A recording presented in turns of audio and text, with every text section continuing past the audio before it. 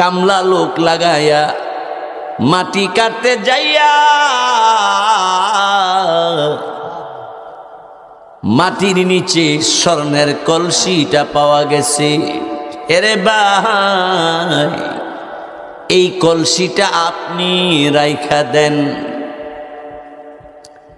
যিনি জমিন বিক্রি করেছিল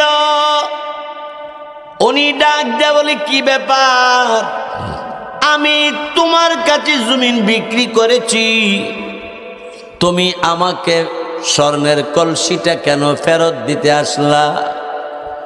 লোকটা ডাক দেয়া বলে, ভাই,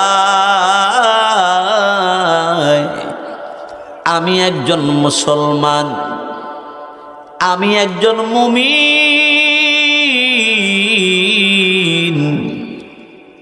আপনার কাছ থেকে বইলা এই কথা বলে আপনার কাছ থেকে জমিন কিনি নাই, কিছু পাইলে আমি রাইখা দিব।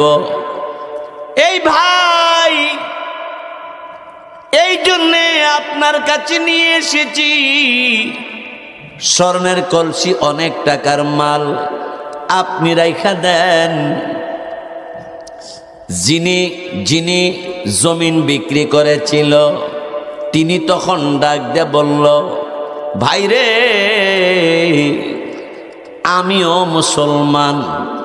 সুবহানাল্লাহ, আমিও মুসলমান, আমি তোমার কাছে জমিন বিক্রি করার সময় এই কথা বলে বিক্রি করি নাই, নিচে কিছু পাইলে আমাকে দিয়ে দিতে হবে। আমার ভাইয়েরা, বলতেছিলাম যেই লোকে জমিন কিনছে এই লোকে কামলা লোক লইয়া স্বর্ণের কলসিটা যার কাছ থেকে জমিন কিনছে তার বাড়িতে নিয়ে গেছে।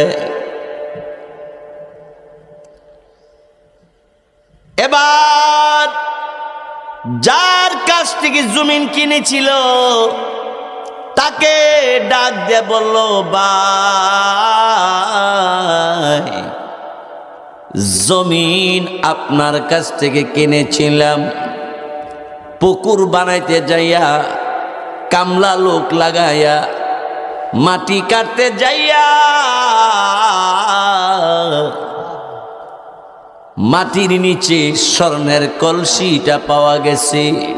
এরে ভাই, এই কলসিটা আপনি রাইখা দেন।